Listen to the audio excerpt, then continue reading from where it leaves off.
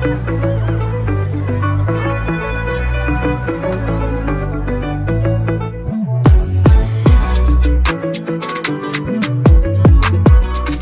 sur Blaise Radio, la seule et unique radio du lycée français Blaise Pascal.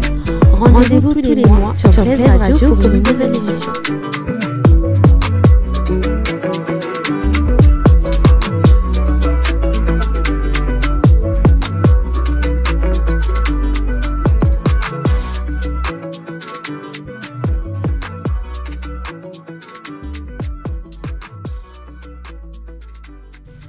Bonjour à tous, bonjour à toutes, bienvenue sur les ondes de Blaise Radio. Aujourd'hui nous avons le plaisir de vous retrouver pour parler d'un sujet qui, on peut le dire, a mis en ébullition tout le continent et même un peu plus loin. Vous avez compris, aujourd'hui on va parler de football africain même, et de cette incroyable Coupe d'Afrique des Nations que nous avons vécue ici, à Abidjan, en Côte d'Ivoire, à domicile. Donc nous avons avec nous, pour nous accompagner, les membres de la radio, Glory pour le Nigeria, Nora pour la Côte d'Ivoire, Aya, marocaine, et Malik, probablement l'un des plus grands supporters du Congo. On est là. Ainsi que Maëlys, supportrice de la Côte d'Ivoire, je crois. Et pour nous accompagner également, nous avons la chance d'accueillir trois spécialistes, trois personnes qui ont véritablement vécu cette CAN de l'intérieur. Tout d'abord, nous sommes avec Thomas Diego Badia. Bonsoir. Bonsoir. Vous êtes journaliste, réalisateur, vous avez travaillé pour les plus grands médias, RFI, Le Monde, CNN, France Télévisions, Canal+. Et depuis maintenant presque 2 ans, vous travaillez avec Arte, notamment pour l'émission Invitation au voyage, avec laquelle vous avez sillonné l'Afrique, du Ghana au Nigeria. C'est ça. Et à l'occasion de cette CAN, vous avez été missionné par Canal+, afin de réaliser un documentaire aux côtés de l'équipe de Côte d'Ivoire sur toute la longueur de la CAN. On aura l'occasion d'en reparler un peu plus tard. Nous sommes aussi en compagnie d'un autre homme bien connu des supporters ivoiriens. Bonjour Malik Traoré. Bonjour Esteban. Vous êtes journaliste sportif ainsi que le rédacteur en chef et présentateur de Weekend Foot, une émission dédiée à la Première Ligue chaque samedi sur NCI.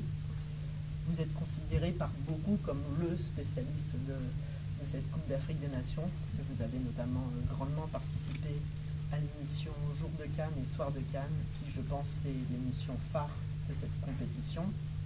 Et enfin, nous sommes avec Patrick Guiter. Bonjour.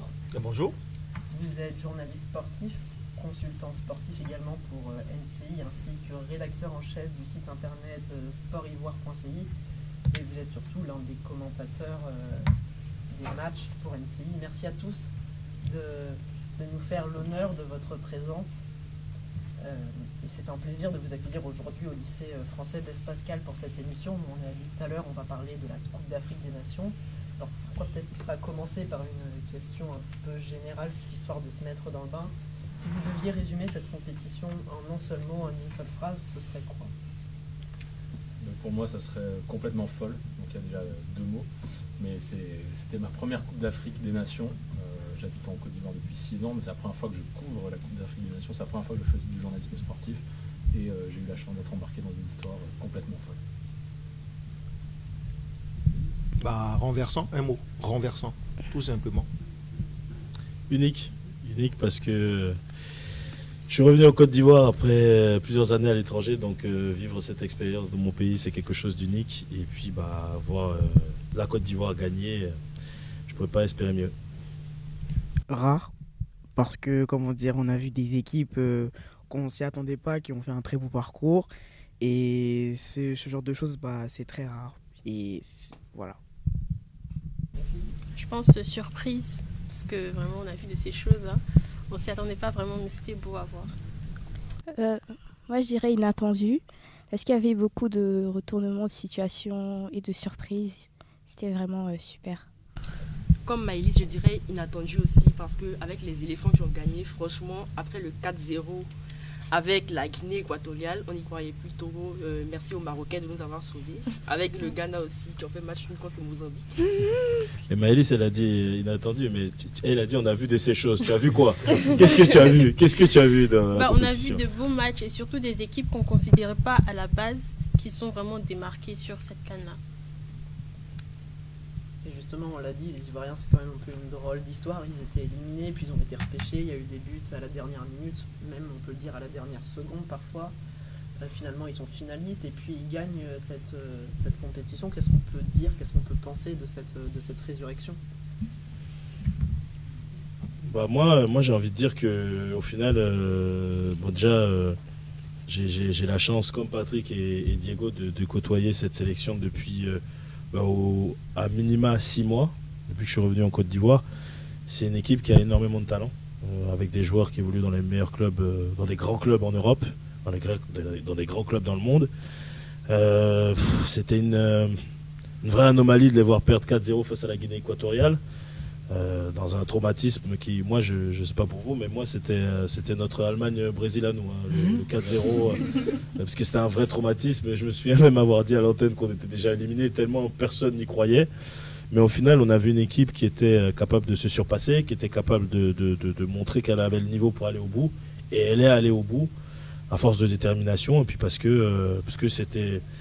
Déjà, c'était assez dur de voir cette équipe éliminée au premier tour, mais c'est finalement assez logique que cette équipe, avec tout le potentiel qu'elle avait, a montré qu'elle pouvait gagner ce trophée. Et voilà, c'est pas pour nous déplaire.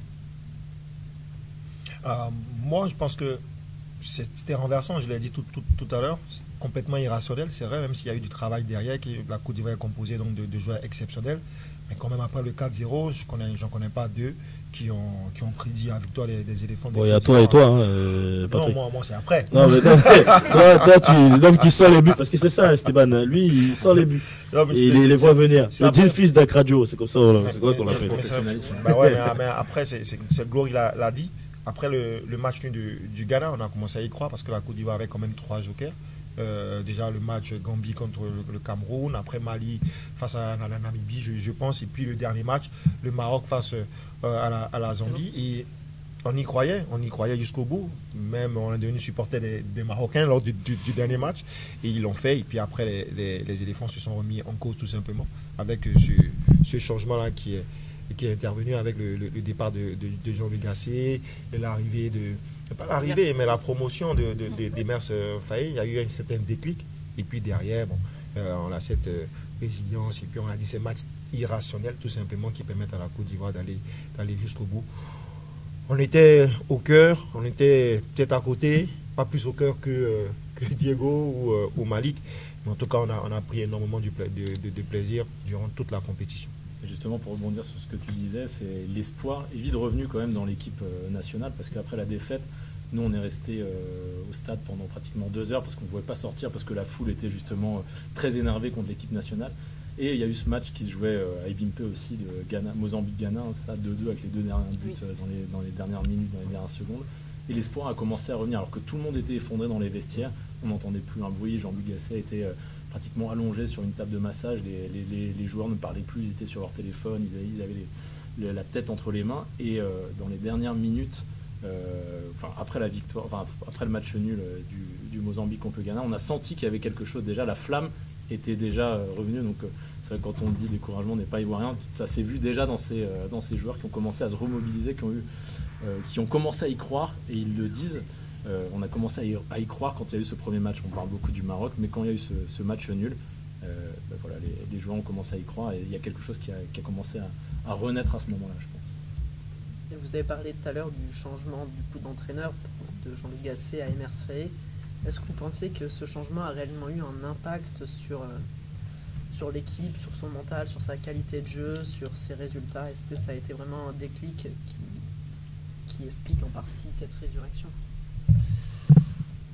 Moi, je pense que tout ce qui nous est arrivé dans ces derniers mois ont eu un impact. Et tous ceux qui ont travaillé de près comme de loin avec cette sélection ont apporté quelque chose. Que ce soit Jean-Louis Gasset qui a fait la liste, qui a fait confiance qui a cru en Sébastien Haller, en un état de forme de Sébastien Haller et de Simon Adingra, qui a cru en Yaya Fofana pour l'avoir ramené, qui a lancé Oumar Diakité. Bref, je pense qu'il a eu un certain impact dans ce résultat final-là. Après, moi, vraiment, souvent quand il y a des changements d'entraîneur, on se pose la question, on se dit, est-ce qu'il y a vraiment eu une patte de tel entraîneur ou d'un autre? Pour moi, il y a vraiment eu une patte Faé, parce qu'il fait des choix forts.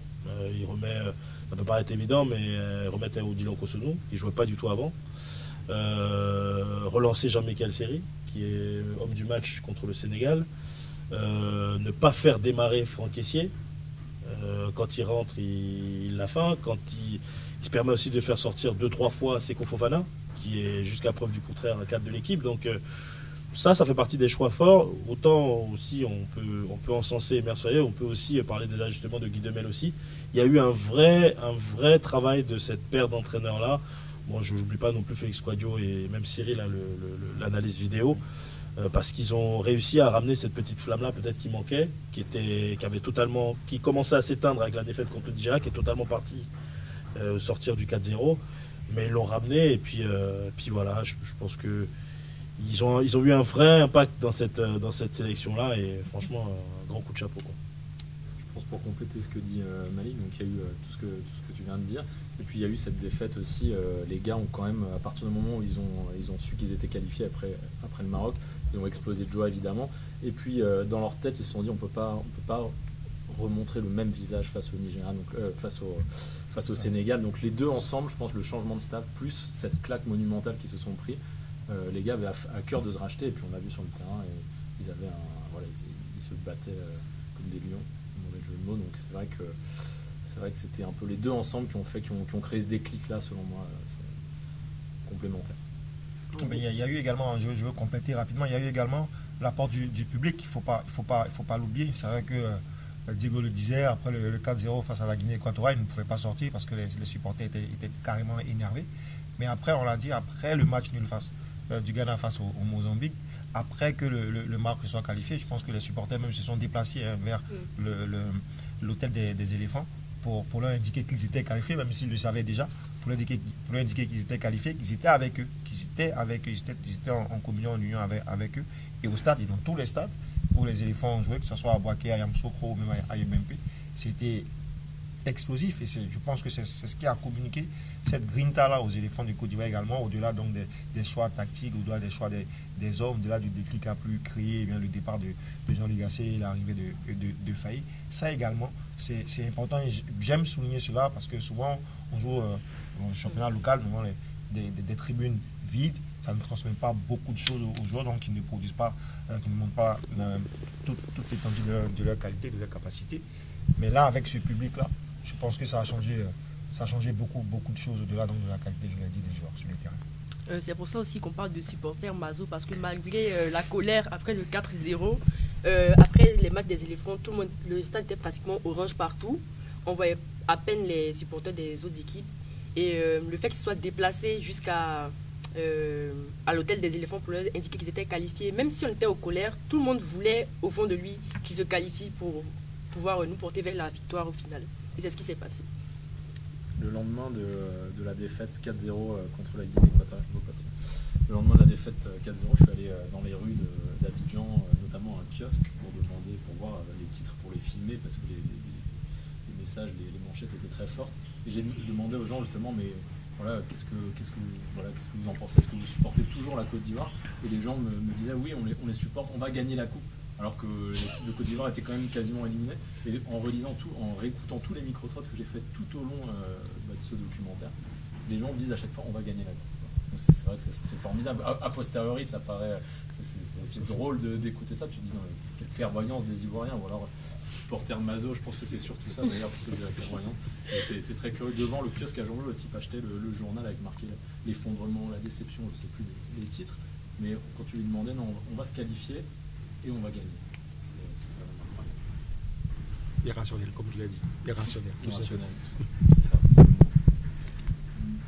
Bon, on l'a vu aussi, c'était une CAN qui était remplie, pas que pour la Côte d'Ivoire, mais de manière générale par de très beaux matchs, avec souvent, même presque systématiquement, énormément de suspense, surtout à partir des huitièmes. Je pense notamment au match avec le Sénégal, où là, jusqu'au dernier but, rien n'était joué. Pour vous, c'est quoi le meilleur match de cette compétition? Moi, je dirais le match Côte d'Ivoire-Mali. Parce que déjà, moi, j'étais à une fan zone, à la fan zone Canal+. Jusqu'à la fin, personne même si la Côte d'Ivoire n'avait pas marqué de but et que le Mali avait réussi à marquer avec Néné Dorgelès, tout le monde se disait quelque chose va se passer. on n'a pas, personne n'a, tout le monde savait que quelque chose allait se passer, personne n'a abandonné, personne ne s'est découragé. Et au final, à la dernière minute, Simon Adingra qui vient marquer à la 90e minute pratiquement, Diakité qui vient après 120 minutes qui gagne. Et le fait qu'on ait gagné à 10 contre 11 surtout, c'était vraiment incroyable. Surtout quand dans les fan zones, dans les rues, après, on sentait que la ville était festive à Abidjan et aussi à Bouaké, je pense. Pour moi, le match de cette CAN, je pense que c'est Gambie-Cameroun, il faut dire ce qui est vrai. Les Camerounais qui jouent sur la terre ennemie, sur la terre ennemie, ils étaient en train de perdre 2-0 et ensuite revenir comme ça, 3-2, sur une tête de corner qui est sortie de nulle part, un CSC et tout, alors que la Gambie avait le match en main et tout. C'était vraiment puissant. Et honnêtement, le continent, entre guillemets, ils ont prouvé ce qu'il fallait, mais bon. Voilà quoi, élimination injuste contre les Nigériens. Et non, c'était... Élimination injuste. Ouais, on va dire ça quand même, mais bon. Après quand même, ils sont sortis. Mais ils ont fait pas un beau parcours, mais genre, ils se sont débrouillés pour des Camerounais. Non, moi déjà, il y a Ghana-Mozambique déjà. Ouais. Parce que je me souviens que ce match-là, bon, je sortais des BMP, je le regarde, mais vraiment d'un œil, quoi. Et quand je vois la main du gardien ghanéen, je vois l'égalisation derrière de Renildo, je me dis, mais qu'est-ce qui nous arrive là? Qu'est-ce qui va se passer en fait? Mais il y a quelque chose. Et surtout, en fait, je suis tellement déboussolé parce qu'il nous est arrivé quelques heures avant que il y a l'égalisation, mais je percute même pas en fait que ça va changer le script de cette Coupe d'Afrique. Donc bon, je le vois, mais déjà c'est un match énorme parce que le Ghana mène 2-0 jusqu'à 5 minutes de la fin. Et puis ouais, moi je suis d'accord avec Noah, le Mali quoi. Le Côte d'Ivoire-Mali à Bouaké dans un stade plein, avec une ambiance incroyable, il faisait chaud. Moi j'ai trop de choses en mémoire. Déjà le but d'Adingra où il s'arrache. Je pense que même Sébastien Haller, il n'aurait pas pu faire autant alors que c'est l'une de ses qualités. Mais bon, dans l'état physique dans lequel il était, il n'aurait pas pu. Mais c'est Adingra, un petit jeune qui s'arrache pour aller, alors que c'est pas son rôle, il s'arrache pour aller marquer le but. Il y a l'expulsion de Kosonou, le penalty. Déjà, on a failli avoir un penalty avant. Il y a l'hymne à la mi-temps des prolongations, le but d'Oumar Diakité, le but même de Néné Dorgelès. Bref, ce match-là. Déjà, le Sénégal s'était tendu, mais le Mali, vraiment, franchement, je pense que quand il mène 1-0, je me dis, je sais pas comment on va s'en sortir, mais il fallait y croire jusqu'au bout, quoi. Oui, moi, c'est le Mali. Puis je l'ai commenté. Côte d'Ivoire-Mali, voilà. Mali-Côte d'Ivoire, parce que c'était ça la bonne affiche. C'était compliqué. C'était compliqué, et même si au début du match, moi, j'étais assez confiant. Mais après, le carton rouge de Kosonou, qui pour moi était le meilleur des défenseurs dans ce match, même si après, Evan a repris le dessus. C'était compliqué de croire en un retour des éléphants. Franchement, il faut le dire. Mais au fur et à mesure que les minutes s'égrenaient, ben on sentait de la tension, de la pression du côté malien. Et puis moi, après, je sors ce truc-là. Quelque chose va se passer. Je ne sais pas d'où ça vient, je sais pas. Voilà, tout le monde y croyait, c'est vrai, peut-être, mais peut-être que ce sont les prières de tous les Ivoiriens qui sont montés au ciel, que Dieu a envoyé son esprit. Patrick dit la vérité. En fait, toi, tu connaissais le scénario déjà. Non, tu connaissais le. Non, en fait, c'est le deal fils d'Akradio. Le gars, il est là, il se fait actif. Il est chez lui, il attend. Il se dit bon, attends, je vais le laisser espérer, se prendre la tête. Alors que le gars savait ce qui allait se passer déjà depuis le début. Non, mais il y a un peu d'expérience aussi, parce que dans certains matchs, dans la plupart des matchs, quand on est dans les dernières minutes et qu'il y a une faute comme ça dans cette zone-là, une faute qui pouvait être évitable de toutes les façons, et qu'elle arrive, moi je sens un truc, puis bon après, il faut le sentir, mais il faut également le dire. Et je dis que quelque chose va se passer. J'ai une sensation qu'il y aura une explosion de joie dans le stade de la paix. Et derrière, il y a ce but à de qui, mais de Diakité Oumar, qui a été critiqué par moi-même, parce que pour moi, je trouvais un peu brouillon, je trouvais un peu, voilà, qui n'avait pas cette qualité de finition. Et c'est lui qui est à la conclusion de cette action folle qui permet à la Côte d'Ivoire de se qualifier et de permettre au stade d'exploser de joie. Et nous tous, nous étions On jouait, je ne sais même plus si on était professionnel ou supporter, mais en tout cas, on était vraiment content. Donc ce match-là, vraiment, il m'a vraiment marqué au-delà des rencontres contre la RD Congo ou le Sénégal, ou bien même la finale, parce que la finale, moi, j'étais très confiant, de toute façon. Ouais. J'étais très, très, très confiant. On avait l'impression que le match était gagné alors qu'il n'avait pas commencé. Ben ouais, même On les peut pas s'arrêter supporters. là. Mais même les supporters, quand la Côte d'Ivoire était menée 1-0, vous demandez aux supporters si tu avais promené ton micro dans les tribunes, ben ils disaient, mais non, on va gagner ce match. On est mené, mais ils ont même applaudi en plus. Ils ont même applaudi le but du Nigeria pour dire, bon, ok, vous avez marqué, c'est maintenant que le match va commencer. C'est comme si, comme il y a un esprit qui est descendu sur tous les Ivoiriens pour dire, bah, c'est la bonne, quelles que soient les difficultés. Et ça s'est bien passé finalement. Oui, dans tous les matchs que la Côte d'Ivoire a joué, au début, on trouvait ça... ils étaient tout le temps menés et après, ils égalisaient, après, ils gagnaient. Et bon, finalement, je pense que tous, après, quand ils sont arrivés en finale, même quand ils ont marqué, on savait d'une certaine manière qu'ils allaient égaliser, vu que c'est comme ça qu'ils ont gagné tous les matchs, en fait. Ouais. Et puis les joueurs, pour compléter ce que vous avez dit, les joueurs, moi c'est vrai qu'à partir du Sénégal, j'ai senti une sérénité chez les gars.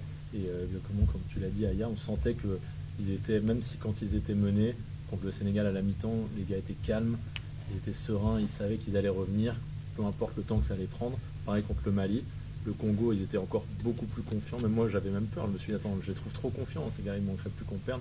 Mais comme on a tous dit, ils étaient investis d'une mission, ils ont réussi à aller jusqu'au bout. Et pareil contre le Nigeria à la mi-temps. Non, à la mi-temps, il y avait combien? 1-0. Il y avait déjà 1-0.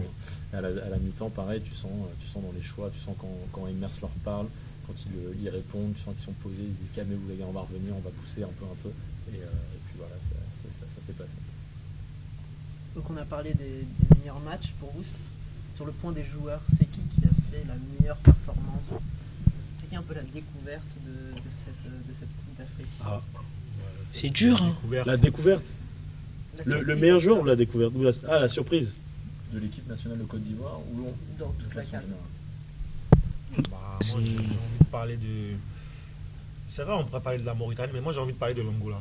J'ai envie de parler de l'Angola parce que vous avez un milieu de terrain, le capitaine, Freddy, qui pour moi est un joueur très, très intelligent. Moi, je ne l'avais jamais vu jouer de toutes les façons. Et avec son trio, avec l'attaquant dont j'oublie le nom, mais Freddy, c'était vraiment l'homme orchestre de cette équipe angolaise qui lançait toutes les attaques, qui était présent dans la récupération également. Donc je l'ai trouvé beaucoup intelligent. Maintenant, c'est vrai que la CAF a élu Cross Ekong comme étant le meilleur joueur du tournoi. Je l'aurais donné, alors je ne suis pas chauvin, mais je l'aurais donné à Franck Kessié. Parce que pour moi, il a été costaud, que ce soit mentalement, mais également dans la récupération. Ce ne sont pas des choses qui sont très visibles pour le supporter, qui aime beaucoup plus regarder les passements des jambes, les buts. Mais ceux qui sont beaucoup plus à la récupération, qui sont beaucoup plus dans le combat, ils ne sont pas valorisés. Et moi, je leur ai donné le prix des meilleurs joueurs de cette CAN, au-delà de Lookman. Voilà. Le meilleur joueur, moi, je le donne à Simon Adingra. C'est le meilleur jeune, mais ce qu'il nous a montré, en fait, c'est incroyable. Parce que, je ne sais pas si tu te souviens, Patrick, quand il marque contre les Seychelles, ça c'est 3 mois avant, on dit, bah non, c'est les Seychelles. Quand il met sa frappe pied gauche, on dit, bon, ouais, c'est magnifique, mais bon. L'exécution est quand même incroyable. Mais tout le monde te dit, bon, il ne faut pas s'enflammer non plus, c'est les Seychelles, c'est faiblard, etc. Il ne faut pas oublier qu'il arrive à la CAN blessé. Tout le monde pense qu'il va déclarer forfait. Au final, il fait un communiqué pour dire, je suis là. Il rentre en jeu contre la Guinée équatoriale, c'est surtout contre le Sénégal, il fait une bonne entrée. Il s'illustre contre le Mali avec le but. Et puis, tu sens qu'il a pris vraiment confiance, quoi. Il a pris de la confiance dans cette équipe. Il est double passeur décisif en finale. Il part en club, il marque derrière. Enfin, je veux dire, lui, pour le coup, pour moi, c'est le joueur. Après, effectivement, Franck Kessié est patron. Franck Kessié.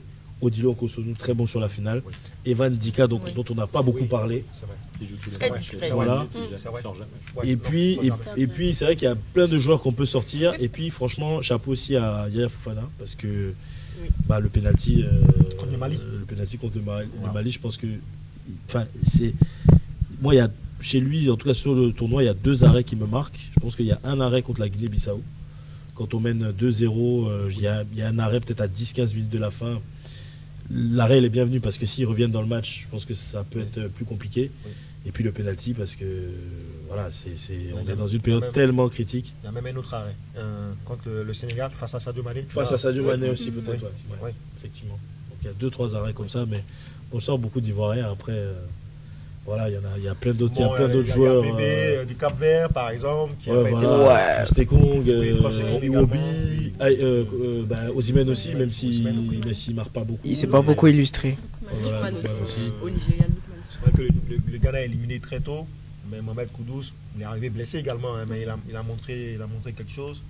Donc on a une palette de joueurs africains qui sont à un niveau exceptionnel. Maintenant, il va falloir entretenir tout cela.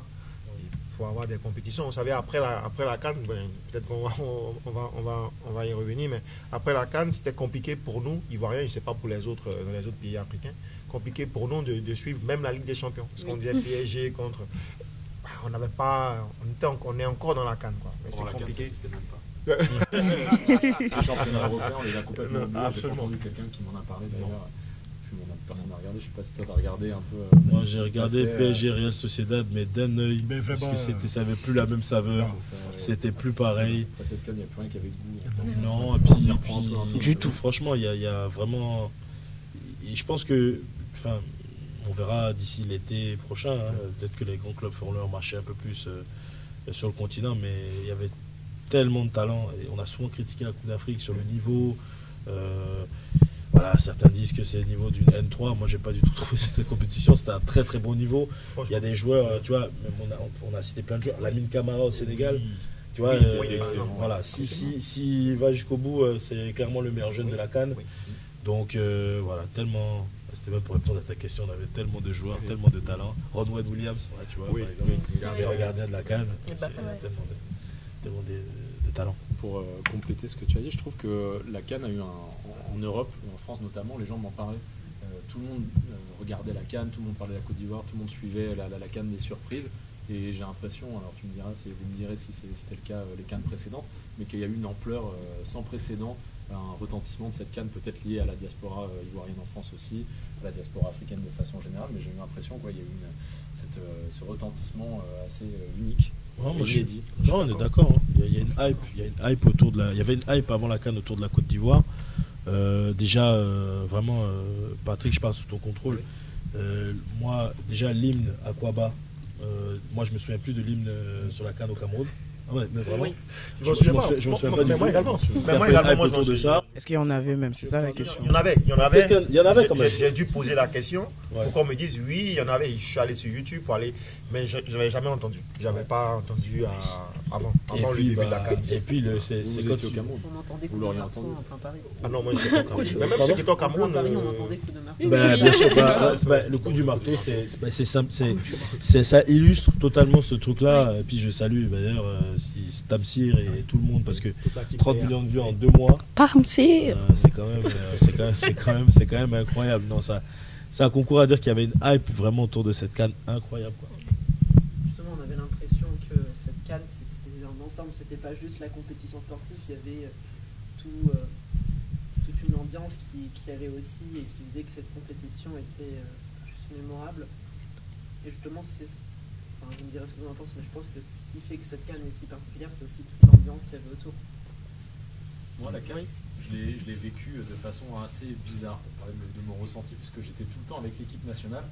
Donc, je ne suis pas allé au Maquis voir de matchs, je ne suis pas allé au stade voir d'autres matchs. Et dans l'équipe nationale, c'était une sorte de huis clos dans un hôtel d'Abidjan, un hôtel chic d'Abidjan. Donc, je ressentais l'ambiance, mais c'était plus l'ambiance qu'on me racontait. Puisque quand j'arrivais au stade, j'arrivais avec le bus des joueurs. Donc voilà, moi j'ai vu qu'il y avait une ambiance pas possible, et je pense que mes confrères ici vont la confirmer. Mais de l'intérieur, on la sentait seulement, on l'effleurait, on l'entendait. C'était pas, on l'a pas vécu de la même façon au sein de l'équipe évidemment, parce que les joueurs étaient très concentrés. Mais voilà, comme la fois où les supporters ont débarqué à la maison Panier, à l'hôtel des joueurs après la qualification du Maroc. Là, c'est un moment où j'ai vraiment vu l'ambiance. Mais sinon, c'est quelque chose que nous, au sein de l'équipe, inclus dedans, on a ressenti d'un peu moins. Mais en tout cas, on sentait la ferveur des supporters. Ouais, il y avait une très bonne de la CAN tout le temps. Ouais, il y avait une très très très bonne ambiance amenée par le coup du marteau, c'est vrai. Mais au-delà, et même quand on a perdu 4-0, c'est vrai qu'il y a eu la colère des supporters, il y a eu tout ce qu'il y a eu. Mais après, il y avait un groupe de supporters qui disaient qu'on a perdu, on s'en fout, c'est notre CAN, on va bien l'organiser. Ça veut vous dire que vous présentez un peu l'état d'esprit des Ivoiriens qui était d'accueillir le monde, au-delà donc de l'Afrique, et de faire vibrer le monde et l'Afrique au rythme des sons, au rythme des sonorités ivoiriennes, au rythme également des mets. Donc, il y avait une gastronomie, il y avait de l'ambiance. En fait, de toute façon, la Côte d'Ivoire est un pays d'ambiance, c'est un pays de fête. Et moi, je ne vais pas dire que j'ai vécu la même canne que toi, parce que j'étais quand même constamment dans la cabine de commentateur, et comment je sortais, la fête était déjà pratiquement terminée, mais en tout cas, les Ivoiriens sont sortis nombreux, et j'ai encore des confrères étrangers qui sont encore en Côte d'Ivoire parce qu'ils n'ont pas envie de repartir, parce qu'ils disent c'est magique, c'est vraiment intéressant ici en Côte d'Ivoire, et ils ont suivi même le match AC contre SC Simba. Donc ils sont encore là, ils ne veulent pas partir parce que vraiment ils ont été très bien accueillis, que la fête a été très belle. Esteban, si tu me permets, moi je me souviens avant le début de la CAN, on a fait un débat sur Nostalgie à la radio et on disait est-ce que on posait la question aux Ivoiriens, est-ce que vous sentez vraiment l'engouement autour de la CAN à quelques jours, à quelques semaines? Et beaucoup de gens, c'était l'avis global, non, on ne sent pas du tout. Il n'y a pas de 4 par 3, il n'y a pas encore les 4 par 3 du tirage au sort. Qu'est-ce qui se passe? Il n'y a pas d'élimination, il n'y a pas de... Voilà. Et en fait, en une semaine, c'est monté, mais à une vitesse folle. À partir du moment où... Et je pense que les réseaux sociaux aussi ont beaucoup aidé. Parce que comme baromètre, j'ai des amis qui vivent au Canada et qui sont venus juste une semaine pour vivre l'ambiance, alors qu'ils m'avaient dit non, mais moi je viens pas, c'est bon, ça va coûter cher, etc. Mais à un moment donné, ils ont été hypés par la compétition et ils sont venus. En une semaine, tu vois débarquer les différentes délégations. Avec, c'était un concours aussi de tenue aussi qui rappelle les origines de chacun. Donc tout de suite, on se dit, ah tiens, il y a le Ghana. Tu t'amuses à regarder d'ailleurs dans quel hôtel chaque sélection est basée, comme si tu avais envie d'aller les voir. Et ça a commencé comme ça. Et une fois qu'il y a eu le match d'ouverture, c'était terminé, quoi. Donc en fait, l'engouement autour d'une Coupe d'Afrique des Nations, au final, parfois tu le ressens quand tu es à l'étranger, tu te dis, bon, bah, de toute façon ça va arriver et tu es focus sur le tournoi. Mais quand tu le vis, tu vois que quoi qu'il arrive, même si les gens sont sceptiques, même si parfois tu as eu des compétitions, même des Coupes du Monde où le peuple n'était pas forcément très chaud pour accueillir la compétition, mais à partir du moment où la compétition démarre, l'engouement est à son maximum. Et ça s'est vu dans d'autres pays, ça s'est vu encore en Côte d'Ivoire. Et puis après, sur les différents matchs, de toute façon, il n'y avait plus de billets. Hein, ça aussi, c'est comme ça qu'on savait. C'est comme ça qu'on savait qu'il y avait de l'engouement aussi. Donc, et même à la finale. Ça continuait de monter jusqu'à où et à la finale, je ne sais pas si tu as remarqué, il y avait tellement de monde. On nous a dit 57 000 spectateurs, je pense qu'il y en avait plus parce qu'il n'y avait plus de marche.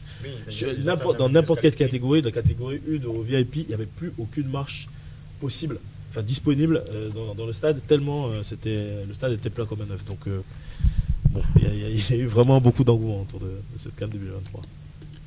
Moi, j'ai quelques chiffres devant les yeux par rapport à l'engouement. C'est 800 millions de personnes qui, à travers le monde, ont regardé les matchs.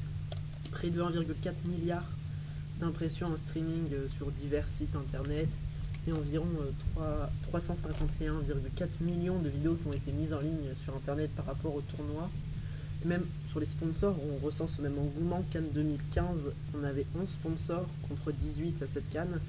Donc on observe un véritable engouement autour du football africain, je pense, de manière générale, et cette CAN en est l'exemple. Est-ce que vous, à votre échelle, en tant que journaliste, vous ressentez justement cet engouement, peut-être au niveau des vues, au niveau de l'intérêt qui est porté aussi au niveau des formats que vous pouvez présenter, et à votre avis, à quoi pourrait être dû cet engouement?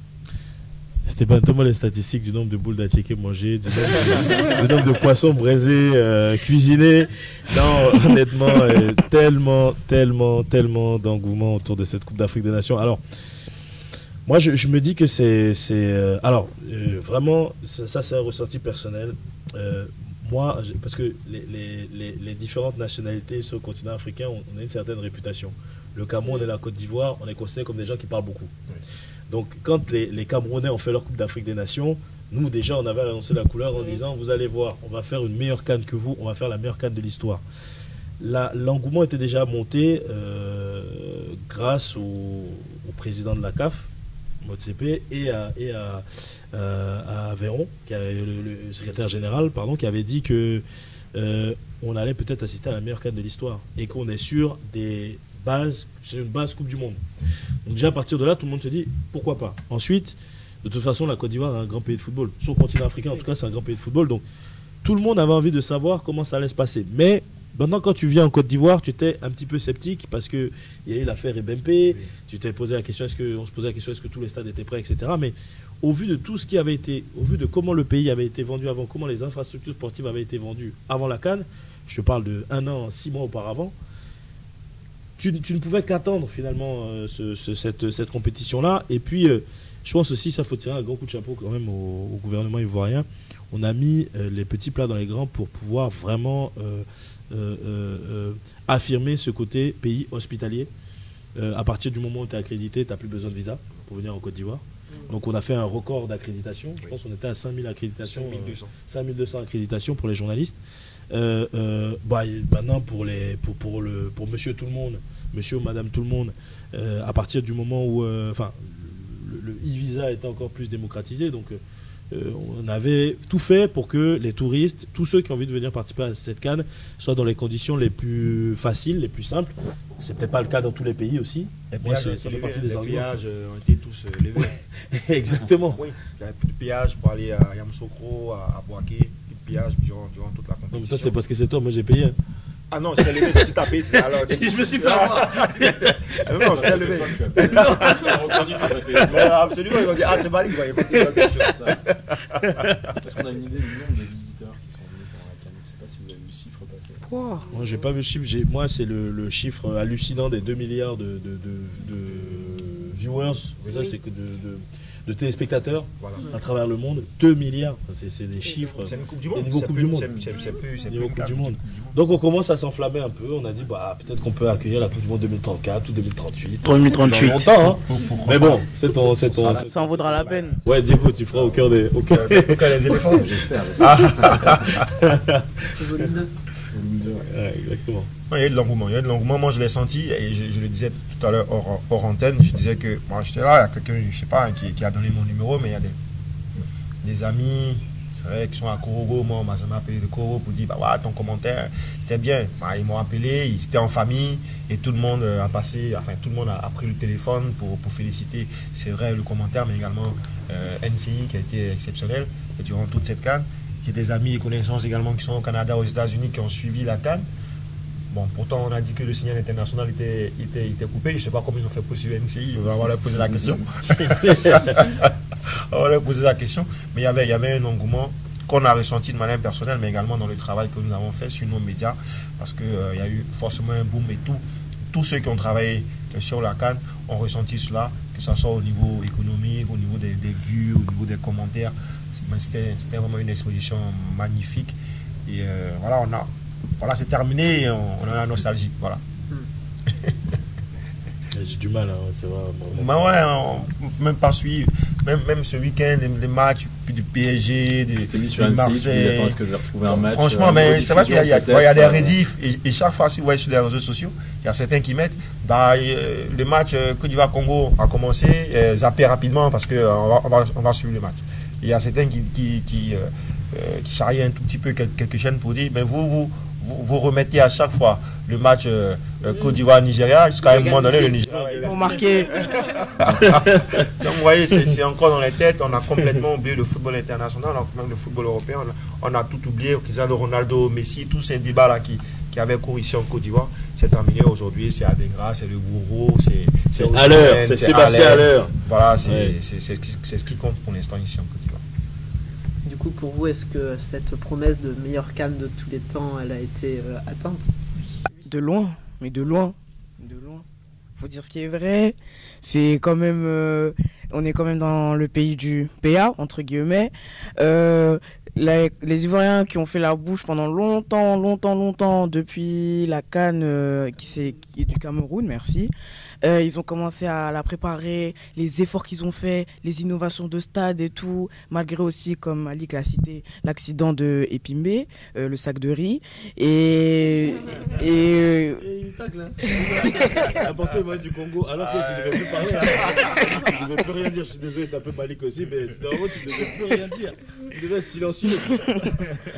Et surtout en vue de l'ambiance qu'il y a eu et tout.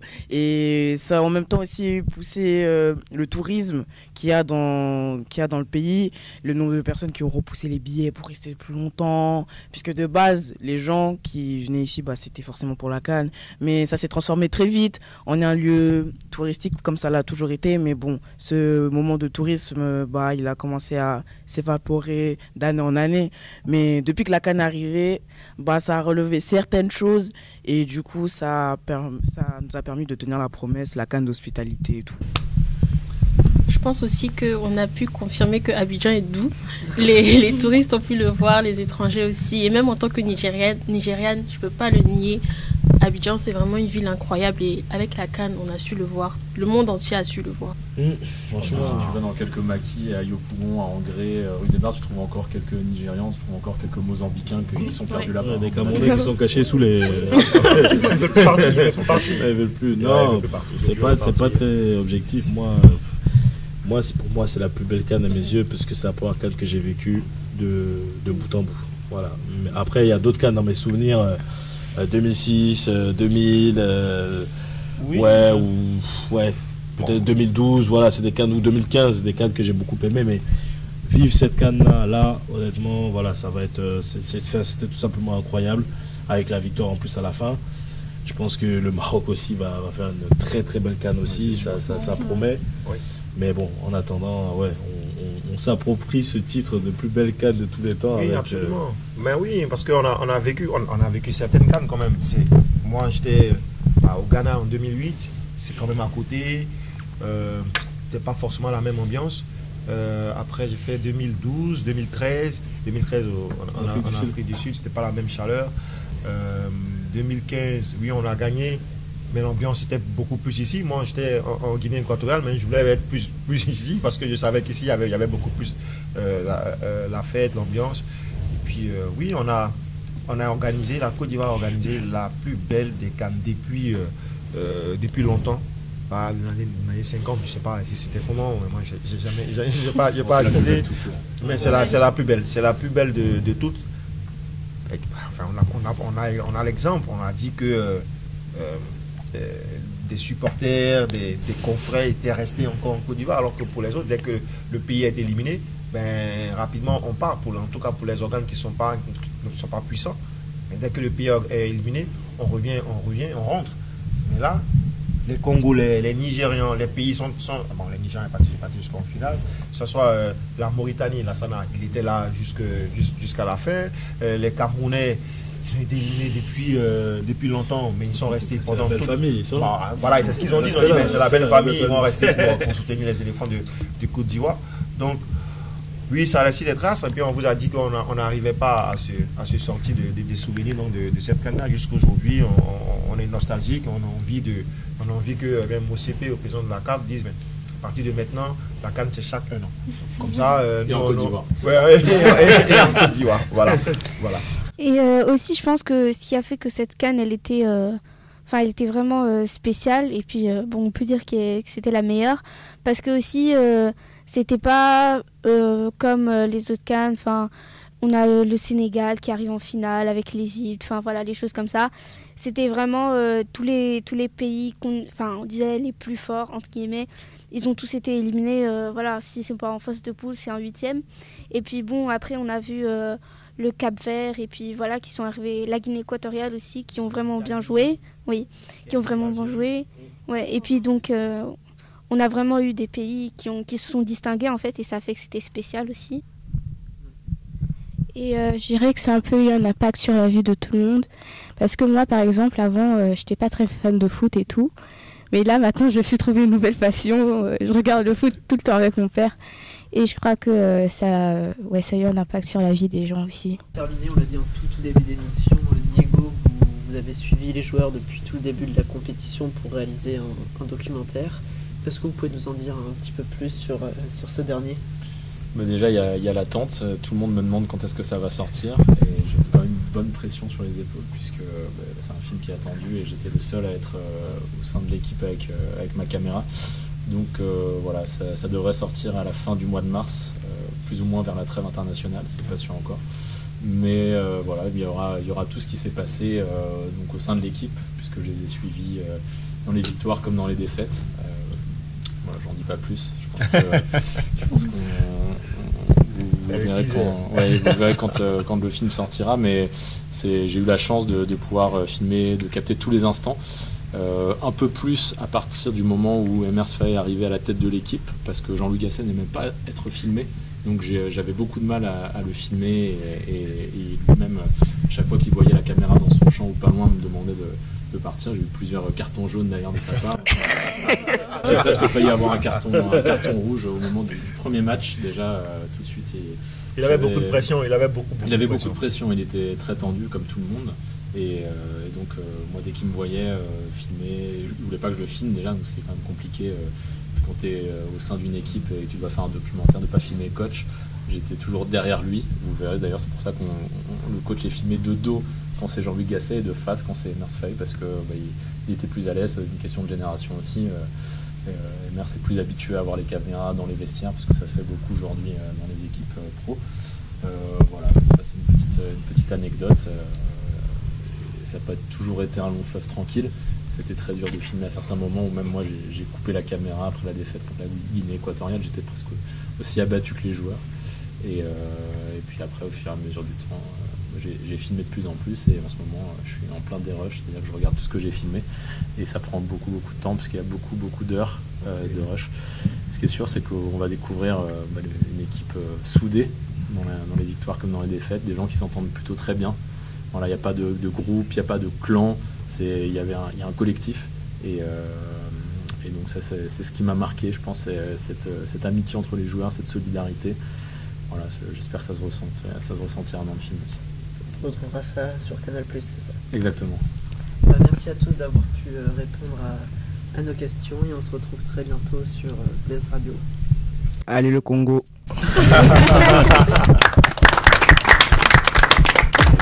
Merci chers auditeurs d'avoir écouté notre émission, et à la prochaine pour une nouvelle émission avec Blaise Radio.